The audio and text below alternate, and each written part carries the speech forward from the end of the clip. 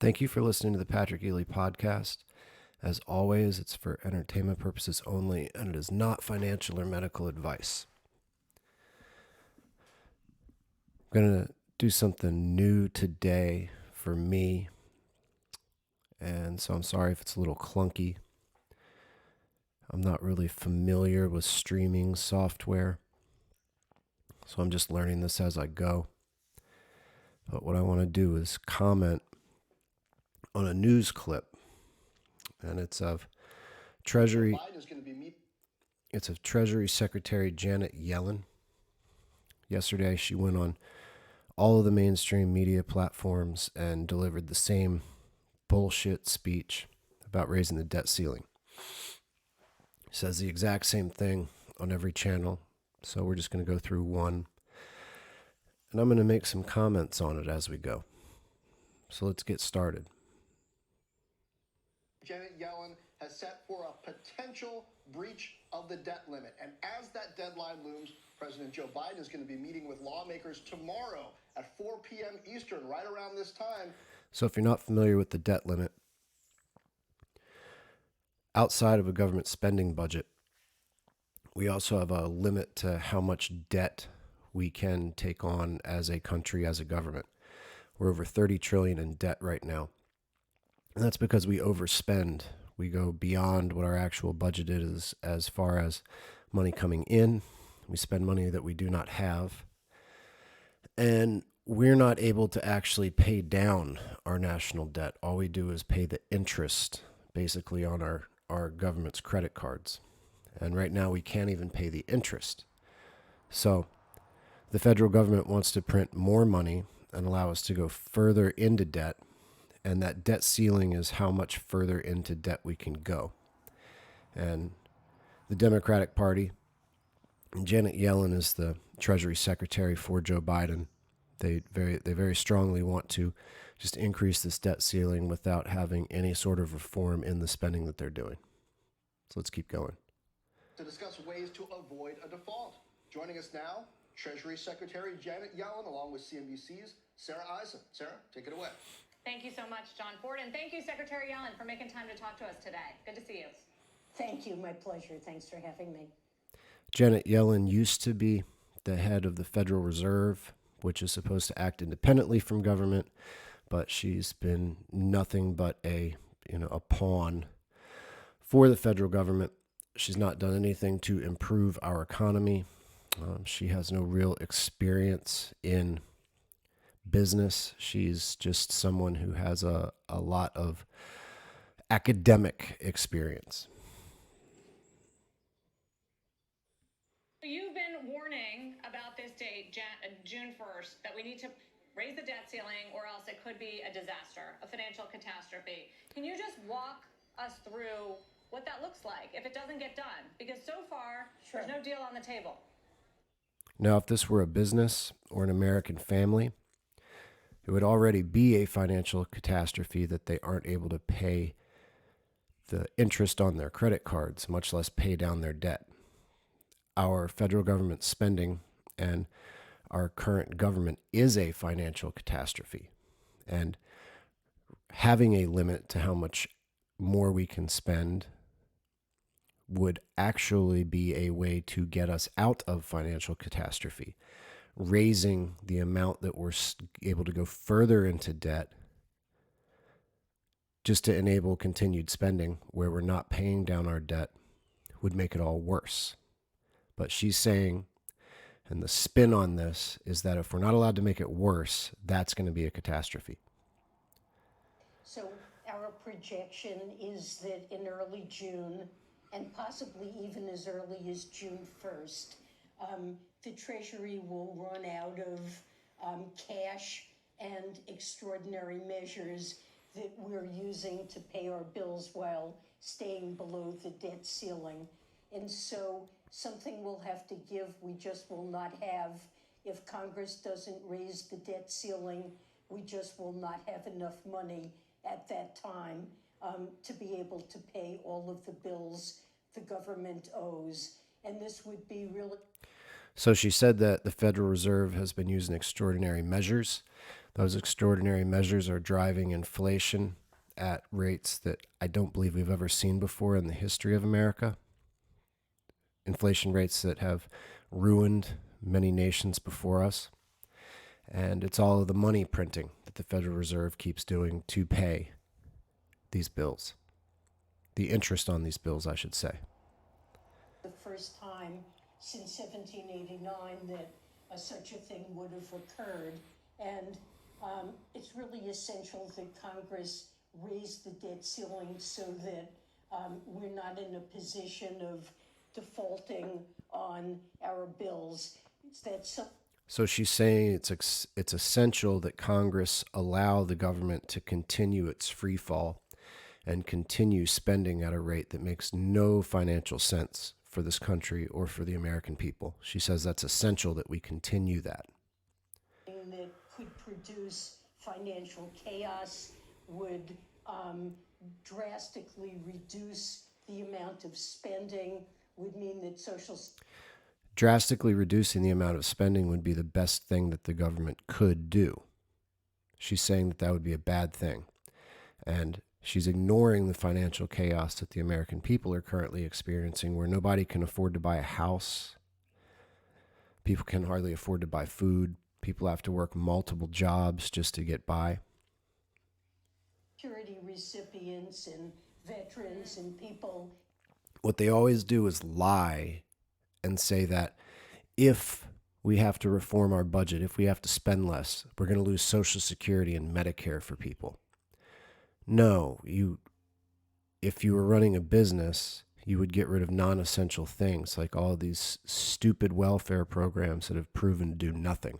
I'm not saying get rid of all public welfare programs. Some have been very good. And Medicaid and Medicare are welfare programs. They're very helpful. But there are many welfare programs, for instance, everything that has been done on a national level and most state levels to fix the homelessness epidemic.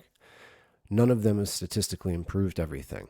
And if you were running a business and you did a pilot program, you put some funding into something and it failed, you would end that program. But what the federal government does is they just keep on these employees that get created with these programs, and they keep increasing the budget, and they keep doing nothing productive. Counting on money from the government that they're owed contractors, we just wouldn't have enough money to pay the bills. And I think it's widely agreed that this would... So the money owed is money owed to other countries like China. Be a huge hit to the economy and really an economic catastrophe. What was a huge hit to the economy is shutting it down during COVID. Our economy sucks. Out further, so where do bondholders fit in terms of the prioritization of who gets paid in a technical default? Do they get prioritized, or is it just about paying the bills as soon as the money comes in? Well, I would say that if Congress doesn't raise the debt ceiling, the president will have to make some decisions about what to do with the resources that we do have. And there are a variety of different options, but there are no good options. Every option is a bad option. Notice how she didn't actually answer the question. She just repeated the talking point that it would be very bad if we don't raise the debt ceiling. And she scares the simple American person and says, well, he's going to have to make some tough decisions. And she's already mentioned Social Security and Medicare.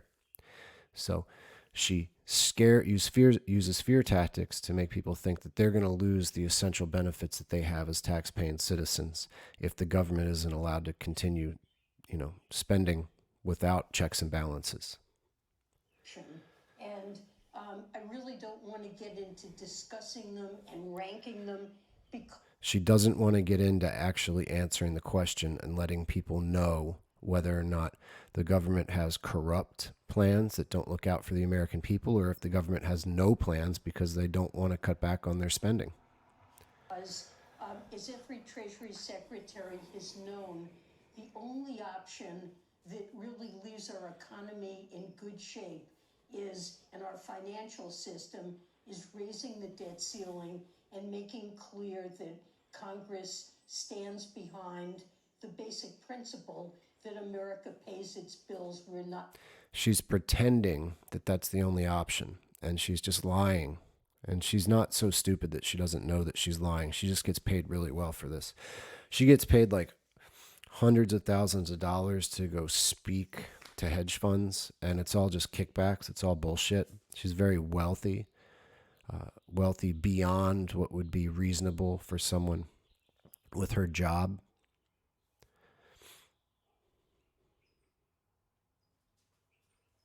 Deadbeat country. Yeah. And if that's. She also, she's like, America pays their bills. Well, no, America doesn't pay any of their bills. You're not paying your bills when you have $10,000 on your credit card that you've bought stuff with, and you're only paying the interest on it or the minimum payment. That's the opposite of paying your bills. Credit is the opposite of paying your bills. Debt is the opposite of paying your bills. Our country economically sucks, and fiscally is even worse. It's embarrassing. Compromised. Even in the run-up to it, if it looks like we're going to go up against the ceiling and may not get it done, that will have tremendously adverse effects on financial markets and the economy. So there just is no good option other than raising the debt ceiling. I know you've been... There are a lot of options, and raising the debt ceiling is a bad option. Non-stop conversations about this behind the scenes. Secretary Yellen report that you've been talking to business leaders, CEOs about this. I'm sure you're talking to members of both sides on the Hill. What's your feeling? We're going into this big meeting between McCarthy and the president tomorrow. 3.5 weeks to go. Do you think there will be a deal done, or are you pessimistic? It sounds like you're worried. Well, clearly there's a very big gap between where the president is and where the Republicans are. The Republicans want to simply have some checks and balancing on the government spending. And the Democrats have chosen, and I'm not a Republican, so I'm relatively unbiased here, but the Democrats have chosen to want to pass the debt ceiling without any agreement to spend less or to work out of getting out of the debt. A Democrat, Bill Clinton, was the last person to actually balance the budget and allow us to pay down some of that debt. A detailed budget. In that budget, he invests in America, he cuts wasteful and inefficient spending, and lowers deficits over 10 years by $3 trillion. But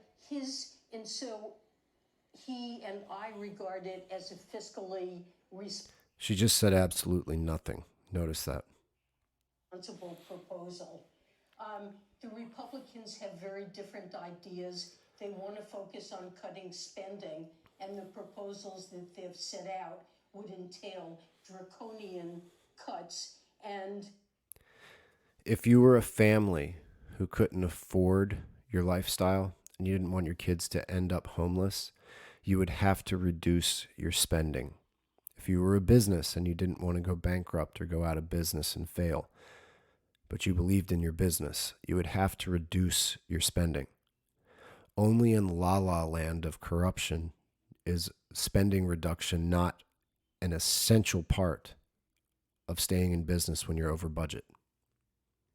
Really end the policies we've put in place to invest in our economy in clean energy. So they're far apart. But look, we need to have discussions and compromise over fiscal policy, spending totals, and what spending goes for. That's a normal budget process, and the president hopes to establish a process for discussing and compromising on those issues. But he's not willing to do it with a gun to not only his head, more importantly, it's a gun to the head of the American people and the American economy. All complete bullshit. And notice how you don't hear Joe Biden during this presidency actually talk about any of these problems. He has people speaking for him. That's a first that I've noticed in my lifetime. And do we really think that Joe Biden is capable of sitting there having a complicated, nuanced talk about fiscal spending or the economy? He can barely answer questions about, what he eats for breakfast. Because a failure to raise the debt ceiling is really saying if the president and the Democrats don't agree to these draconian cuts, we're going to do something to bring enormous harm to American households that rely on the government and need. No. And outside of your manipulation of media and news that confuses the American public, if they knew what was actually going on, it would only make the Democrats look terrible. And it would make the Republicans look responsible, which for the most part they really aren't. Optics. Need to have jobs. So Congress needs to raise the debt ceiling, and we also need to have a negotiation over spending. All right, notice that she repeated Congress needs to raise the debt ceiling about 7 times. That's psychology 101. If you repeat things enough, people start to believe it or at least get it stuck in their head. And that's the only thing she repeated. So it's really the only thing that anyone can remember from that interview. It's like a mantra. Raise the debt ceiling, raise the debt ceiling, raise the debt ceiling.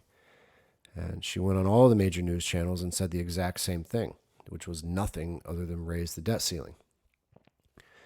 This is just how this stuff works all the time.